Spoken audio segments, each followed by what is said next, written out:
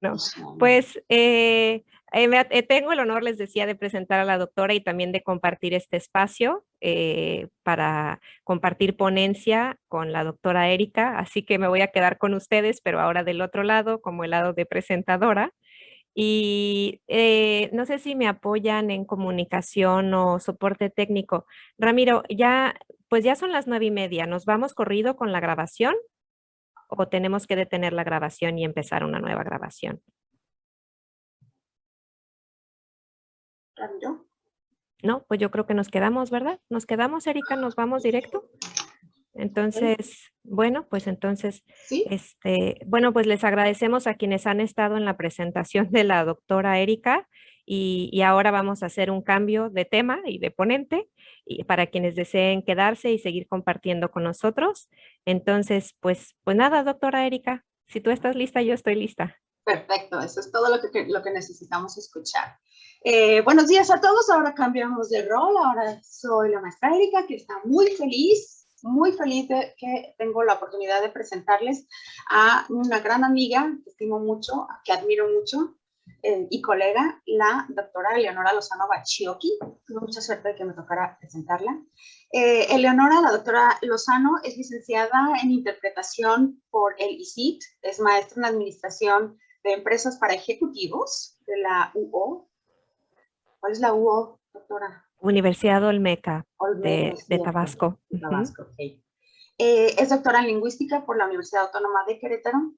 Cuenta con 23 años de experiencia como intérprete traductora, así como docente. Actualmente es profesora investigadora del área de traducción en la Facultad de Idiomas. Forma parte del cuerpo académico de Lengua, Tecnología e Innovación y cuenta con distinción de candidato por el SNI del CONACYT.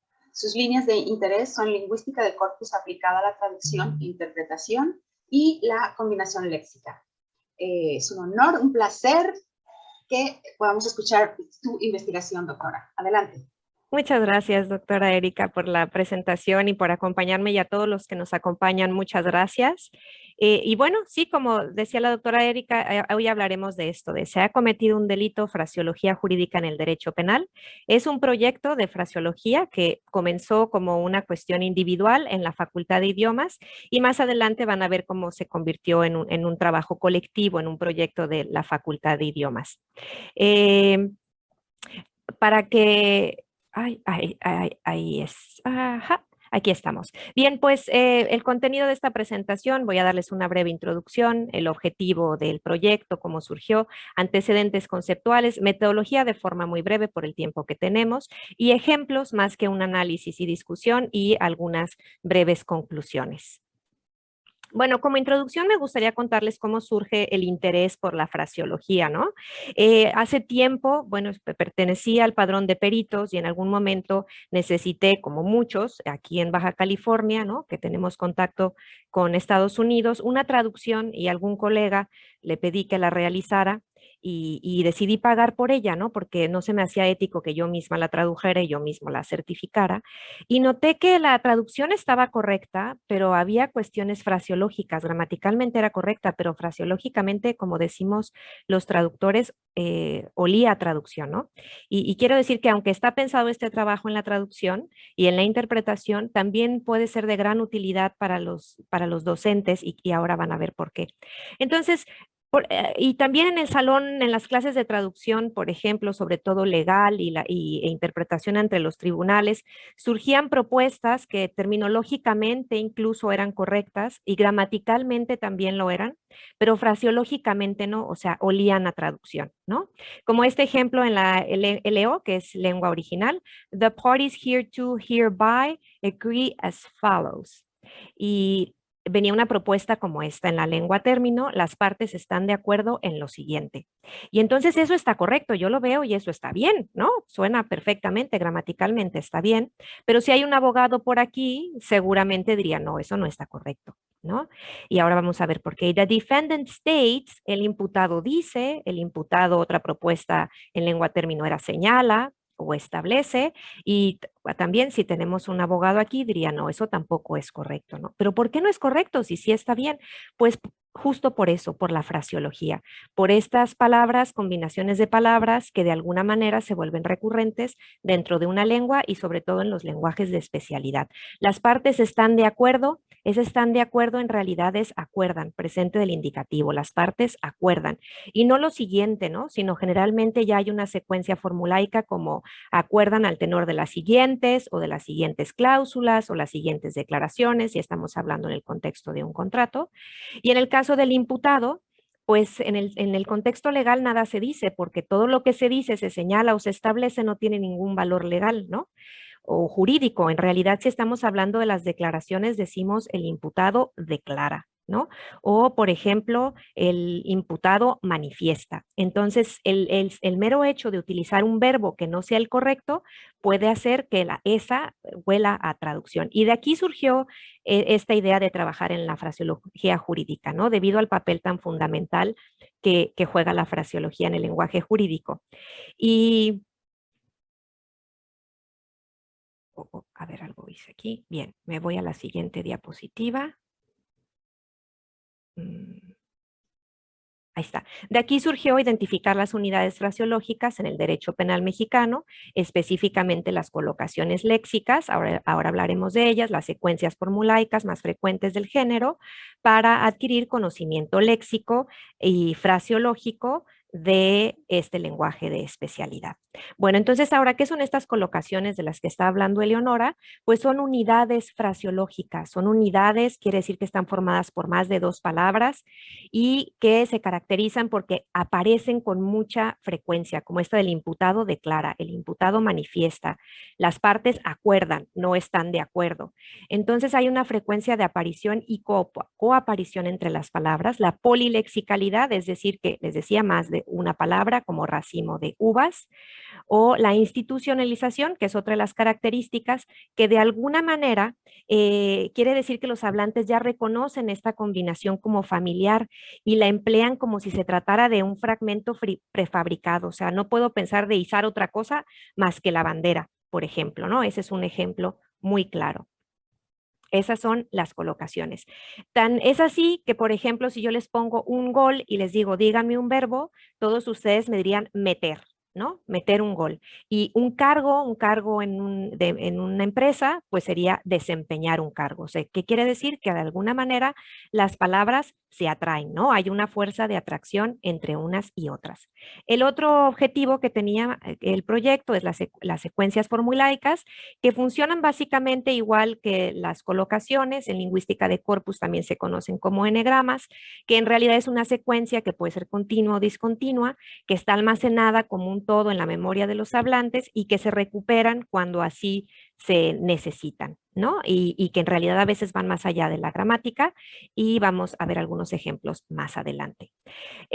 Como parte del cuerpo Lengua, Tecnología e Innovación, una de las líneas que trabajamos es justo la de Corpus, de aquí que el proyecto está basado en Corpus. Para esto se contó con el apoyo y la orientación del Consejo de la Judicatura para determinar qué documentos íbamos a incluir dentro del corpus. Y bueno, se decidió compilar un código, perdón, un corpus compuesto por los códigos penales de los 32 estados de la República Mexicana, el Código Penal Federal, el Código Nacional de Procedimientos Penales. En total fueron 34 textos, logramos reunir casi 2 millones de palabras y 20.610 tipos, se conoce es el término en lingüística de corpus, o palabras distintas, ¿no? ¿Qué se hizo? Pues bueno, a través de un software de gestión en la primera etapa, porque ya después les voy a contar un poco más, un software de gestión y análisis léxico como los que han estado platicando el doctor Jorge Lázaro, el doctor Antonio Reyes, quienes tuvieron oportunidad de estar con ellos, como Sketch Engine, también Ancong. Se utilizó una lista de palabras clave, ¿qué quiere decir? Que se analizaron las colocaciones solo de aquellas palabras que eran relevantes dentro del género. Muchos de estos son términos, porque así también es un procedimiento para la identificación de potenciales a términos. Se utilizó un corpus de referencia, es decir, se comparó el corpus del derecho penal contra un corpus de lengua estándar y entonces obtuvimos las palabras más representativas del género y a partir de aquí se estudiaron sus colocaciones y sus combinaciones. Utilizando colocaciones, para quienes ya han llevado lingüística de corpus en los programas de licenciatura licenciatura y posgrado, y enegramas con un espacio colocacional, es decir, las combinaciones que hubiera un espacio de 5 palabras y con una frecuencia igual, ahí me faltó el mayor, igual o mayor a 5, y la fuerza de atracción, por así ponerle coloquialmente a este índice, pues un índice de información mutua, vaya, la información que comparten las palabras igual o superior a 3, ¿no?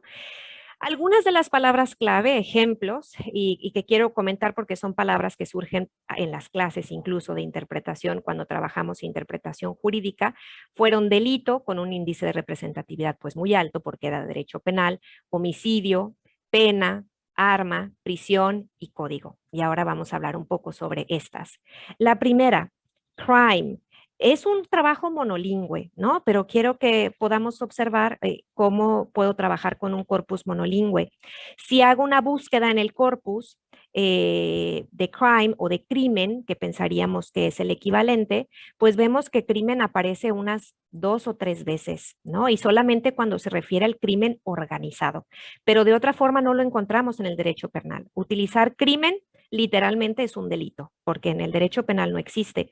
Y el 50% de un grupo que hicimos el ejercicio utilizaba crimen como equivalente, quizás por la conferencia que acabamos de ver con la doctora Erika, que tiene que ver con la transferencia. Eh, pero ¿qué podemos ver? Por ejemplo, ¿qué verbos utilizo? ¿Cómo sé qué verbos son los que se combinan con delito? Pues imputar, se le imputa un delito, también puede ser, los delitos se cometen y se sancionan. Entonces podemos ver qué verbos, cuando estoy trabajando con la traducción, por ejemplo, charged en inglés y busco, le cargaron o en el corpus hago una búsqueda en el monolingüe de cargar y me doy cuenta que no existe, que lo correcto y los verbos que se combinan son imputar y que eso sería lo correcto, ¿no? Algunos enegramas vistos desde la lingüística de corpus o secuencias formulaicas son estas de el delito se perseguirá por querella, el delito se sancionará con una pena de prisión o etcétera, o para punir el delito culposo, ¿no? Son algunas de las frases que resultan muy frecuentes dentro de los códigos penales. Aquí les pongo un ejemplo que en realidad las pongo entre comillas, colocaciones, porque la realidad es que no lo son y eso es algo que va a ocurrir para quienes trabajan fraseología, que cuando trabajan vistas desde las herramientas de corpus, colocaciones como esta nombre, preposición más nombre, como delito de abigeato, de cohecho, de fraude o de peculado, si hay por aquí un abogado, en realidad, pues no son combinaciones, ¿no? Que se determinen por uso, sino en realidad estos ya son términos, no son potenciales a término ni siquiera, sino ya son términos. Pero lo dejé porque les quería mostrar cómo podemos a través justo del mismo corpus que les estoy presentando el día de hoy, pues podemos hacer este tipo de búsquedas y si escribimos delito de abigeato en el corpus nos va a salir, porque en las leyes muchas veces se establecen las definiciones, pues que es el robo y hurto de animales, o de cohecho, pues es el soborno, o de peculado, pues que es la malversación de caudales públicos y eso lo vemos dentro del mismo corpus. Al teclear estas palabras nos damos cuenta. Entonces, estas no son colocaciones, aclaro, eso es un fenómeno que ocurre, que todas las de nombre más preposición más nombre o nombre más adjetivo, en realidad son términos y son términos porque ya tienen un concepto dentro de la lengua, ¿no? Ya tienen un concepto dentro de una estructura del conocimiento. Murder es otra que equivale a homicidio, ¿no? Muchos dicen asesinato, ¿no? Y la realidad es que no, que el asesinato, si lo buscamos en el corpus, tiene la frecuencia de 1. Y cuando aparece en una frase que sería asesinato, robo o plagio. Pero en realidad lo correcto es homicidio. Eso es lo más correcto, ¿no? Algunas de las frases, homicidio en agravio de un ascendiente o descendiente consanguíneo en línea recta, homicidio en razón de parentesco, relación familiar, homicidio en razón de la orientación sexual. Vemos que estas son unas secuencias formulaicas, vaya, ya no son 2 palabras, sino ya se trata de una estructura con más elementos léxicos, ¿no? De nuevo, esta no es una colocación, es un término como homicidio en riña, por ejemplo, y calificado, doloso, agravado o culposo, ¿no? Que en realidad ya se trata de términos nuevamente, porque ya son un concepto, ¿no? El doloso, si tecleamos y si mira un diccionario y veo en el corpus y hago una búsqueda como la ley los define, pues el doloso nos va en el mismo corpus, busca intencionalmente la muerte de la víctima, ¿no? El agravado, como el caso de un infanticidio, por ejemplo, o el culposo cuando es algo involuntario. Punishment es otra que muchas veces traducen como castigo y en realidad en el derecho penal pues no hay castigos, lo que hay son penas, ¿no? O sanciones, por ejemplo, hay penas o sanciones. Y entonces algunas frases, secuencias formulaicas como pena privativa de la libertad, pena no privativa de la libertad, el cumplimiento de la pena o medida de seguridad, por un tiempo igual al de la pena impuesta o por el doble de la pena impuesta, que son frases que ya están hechas, ¿no? Y que de alguna manera, como decíamos, se recuperan automáticamente de la memoria del hablante, ¿no? En el caso de los abogados, pues automáticamente la recuperan. Nosotros, como traductores, intérpretes o docentes que trabajamos con lenguas de fines específicos, pues tenemos que recurrir a estos recursos para poder identificarlas. Otra es gun, por ejemplo, que muchos la traducen como pistola y la realidad es que la pistola no aparece en el Código Penal en lo absoluto. Lo correcto es arma. Si yo escribo pistola, 0 hits, diríamos, 0 concordancias. Algunas de las frases, secuencias formulaicas, arma o sustancia para sujetar, inmovilizar o causar, en razón del arma empleada, de la fuerza o destreza del agresor o cualquier otra circunstancia. Esta es gigantesca, ¿no? Entonces, de aquí que es muy importante conocer sobre las frases, ¿no? Otra vez, estos son términos como el caso de arma blanca, ¿no? O el caso de arma de fuego, que es la famosa pistola a la que se referían cuando estaban traduciendo o interpretando, ¿no? Que podría ser un poco de transferencia. Otra, jail or prison, que muchas veces también se traduce por cárcel. En este ejercicio el 80% la tradujo por cárcel.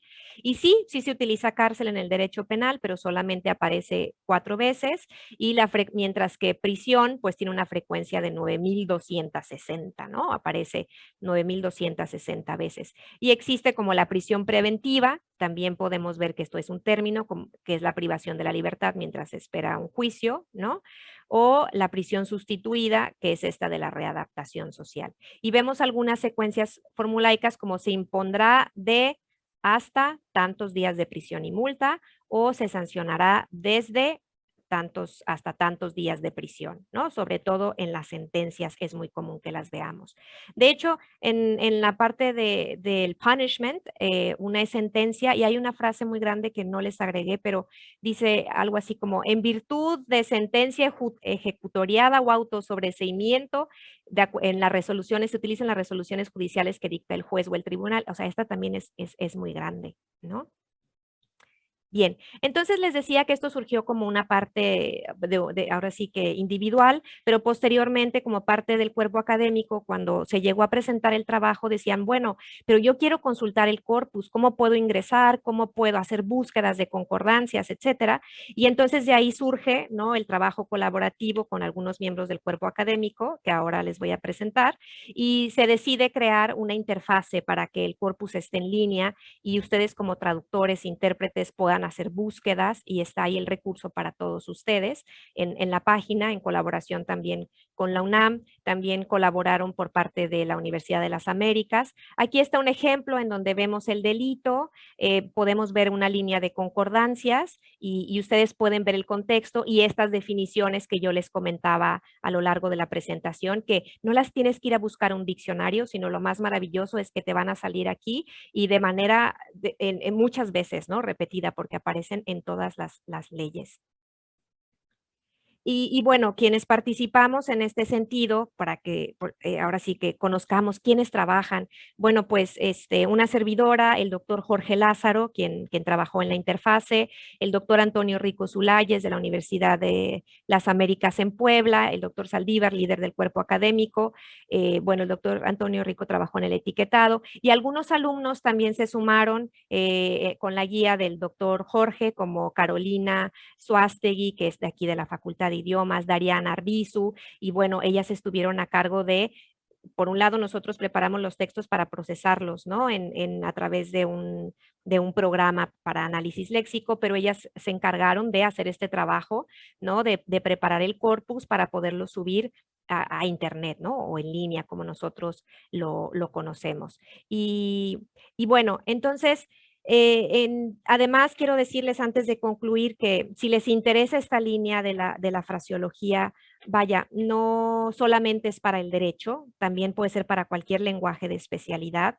Hay alumnos que han aplicado esta metodología, que han trabajado la fraseología y las colocaciones. En la maestría, por ejemplo, la maestra Dalila Nieto, quienes la conocen, ella hizo un trabajo de fraseología justo en una serie en una serie de televisión y en el subtitulaje, y nos damos cuenta que el uso incorrecto de la fraseología es lo que hace que huela a traducción.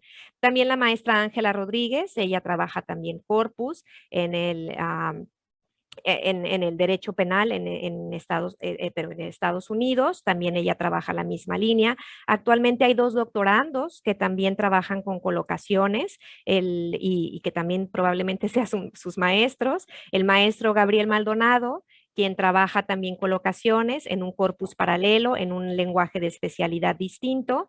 Y para quienes creen que esto solamente es para la traducción o la interpretación, pues no, también es muy importante para la enseñanza del español o del inglés con fines específicos y del español mismo. La maestra Fernanda también trabaja, Farah también trabaja en el doctorado una línea de colocaciones justo para apoyar el aprendizaje del español como lengua extranjera. Entonces, la aplicación de esta metodología y de la fraseología también puede utilizarse y es muy útil en el área de enseñanza de lenguas.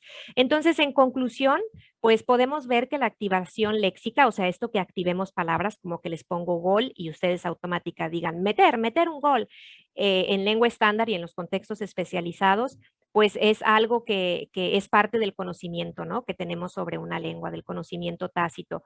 Y a veces cuando no somos hablantes nativos de una lengua es necesario que nos las manifiesten y se pongan, que nos las expliquen. Y cada contexto especializado, vaya, pues activa combinaciones léxicas distintas, ¿no? Por otro lado, pues los corpus, a quienes les interese esta línea que trabajamos dentro del cuerpo académico y también dentro del doctorado, se me pasó mencionar que soy responsable del doctorado en ciencias del lenguaje aquí en la facultad, quienes estén interesados, pues que los corpus y las herramientas de gestión y análisis de corpus, como podemos ver, pueden ser muy útiles, ¿no? Y representan un cúmulo de oportunidades para adquirir conocimiento léxico, fraseológico y, como vimos en los ejemplos, también terminológico, ¿no? Y vaya, pues para nosotros los intérpretes y los traductores, un corpus especializado de esta naturaleza es fundamental para poder tomar decisiones fraseológicas. Ahora estamos en la universidad y a lo mejor tenemos ahí al profe, al profesor que nos dice es correcto, es incorrecto, si se utiliza, no se utiliza, pero cuando salimos allá afuera necesitamos más de estos recursos que sean no solamente terminológicos, porque a lo mejor eso lo podemos encontrar en un diccionario, pero sí que nos apoyen en nuestro quehacer de las decisiones en el proceso de la traducción en cuanto a la fraseología. Si se utiliza el verbo decir, establecer, manifestar, declarar, eso es muy importante para nosotros como traductores y como intérpretes y para que no huela a traducción. Bueno, pues creo que de mi parte sería todo. Aquí están algunas de las referencias y les doy las gracias por acompañarnos en esta presentación. Eso sería todo de mi parte. No sé si tengan alguna pregunta, comentario. Excelente presentación, doctora. Muchas gracias y gracias porque hizo ahí la aclaracióncita de que también nos sirve a los docentes. Sí, doctora, tienes aquí una pregunta de María Fernanda Rodríguez. ¿Existen corpus legales para las distintas variantes del español? No, por ahora ahora sí que existen los diccionarios de la RAE, por ejemplo, pero como tal hay otros corpus que se han trabajado en otros programas en España. Miento, en España sí hay algunos, pero del lado de nuestro continente no, como para poder hacer comparaciones, no existen. Jairo pregunta, ¿ha considerado en trabajar un corpus paralelo para generar un glosario de derecho penal español, inglés, español? Gracias, Jairo. Muy buena aportación, muy buena pregunta. Así es, esa es la idea. Justo que podamos hacer una comparación entre una lengua y otra, sobre todo porque Jairo debe saberlo bien porque él ha estado presente en algunos cursos de lenguaje jurídico y bueno, algunas figuras legales, por ejemplo, no existen en una lengua y otra, pero poderlas distinguir, poder distinguir cuáles son las palabras clave en una lengua y en la otra y cuáles son las colocaciones en una lengua y en la otra, creo que es fundamental y también es parte de algo que se necesita para realizar el quehacer de la tarea del traductor. Y sí, esa sería como la segunda fase, ¿no? La segunda parte. Los seguimos invitando para que se registren la asistencia a la presentación de la doctora Lozano. El formulario está en el chat.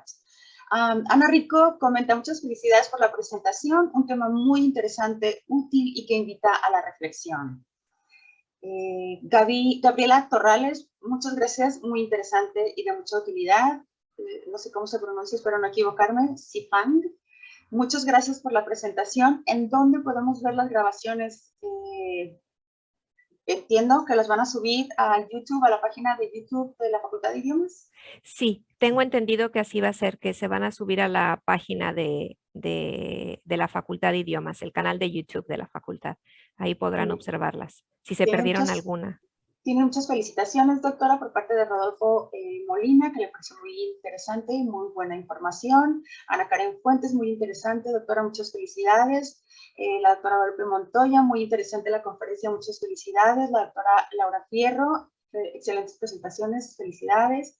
Moisés Alejandro, México genera mucha investigación jurídica. De hecho, el juicio de amparo es un regalo de México para el mundo. ¿Ha pensado en crear algo tan específico como algo enfocado al derecho de amparo? No, Moisés, pero es una muy buena idea. Y a lo mejor también en la especialidad, Moisés, él es abogado, es un estudiante de la especialidad. Y sí, en efecto, y además es ahora sí que particular de México, ¿no? Entonces, Moisés, ahí podemos trabajar algo también en la especialidad. Tú tienes un tema también. Muy bien, excelente. Sí, claro. La Sí, maestra claro. Lizárraga, excelente presentación, doctora Lozano. Estos temas son muy útiles para los traductores. Excelente. Araceli Celidet, muchas felicidades, excelente presentación. Melissa Arce, felicidades y muchas gracias, doctora. Un placer escucharla nuevamente. Angélica Ángel, felicidades, doctora Lozano, muy interesante. Ana Isabel Félix, felicidades, súper interesante. Me atrapó totalmente la presentación, todo claro, el tema y los ejemplos. Gracias, doctora. Qué orgullo contar con usted en el Cuerpo Académico Jordana. Muchas gracias. Y no sé si alguien más tenga algún comentario. O doctora, ¿quieres agregar algo? No, ahora sí que ha sido un placer. Tenemos el honor, doctora Erika, de estar cerrando esta semana de la divulgación. Agradecerle a la doctora Laura Fierro, quien es coordinadora de posgrado, por proponer este tipo de eventos en el que todos podemos conocer un poco más de cada uno de los docentes e investigadores de esta facultad. Y ha sido un placer. Yo personalmente he tenido la oportunidad de estar en algunas de las conferencias y todas tienen algo que nos atrapa, ¿no? Entonces, muchas felicidades, muchas gracias. Doctora Erika, un honor, un placer compartir contigo en el día de hoy. ¿Tú quisieras agregar algo para que cerremos? Sí, nada más que no se les olvide que hoy todavía tenemos la última presentación más tarde con Ay, la es cierto, doctora. perdón, es cierto, tienes razón. Yo estoy presumiendo que estamos cerrando porque es Cerramos en la viernes, mañana. en la mañana, el Cerramos, turno matutino, es cerramos cierto, la serie es de cierto. presentaciones en la mañana, pero tenemos en la tarde ay, aquí nos perdamos, puso algo la doctora. Les comparto el enlace del canal de YouTube donde podrán ver las presentaciones. Ah, mira qué interesante. Gracias, doctora. Las presentaciones, ahí está el enlace donde van a poder ver las presentaciones, todas las presentaciones que se han estado, se han llevado a cabo esta semana. Y la doctora Laura Fierro nos sugiere suscribirnos al canal porque ahí pueden recibir alertas en cuanto estén los videos. Y hoy en la tarde presenta la doctora Socorro Montaño. Es una presentación también muy, muy interesante y con esa presentación se cierra esta semana de presentaciones tan interesantes para todos nosotros. Pues si no hay ningún comentario adicional, Laura Fierro, no sé si quieras comentar algo.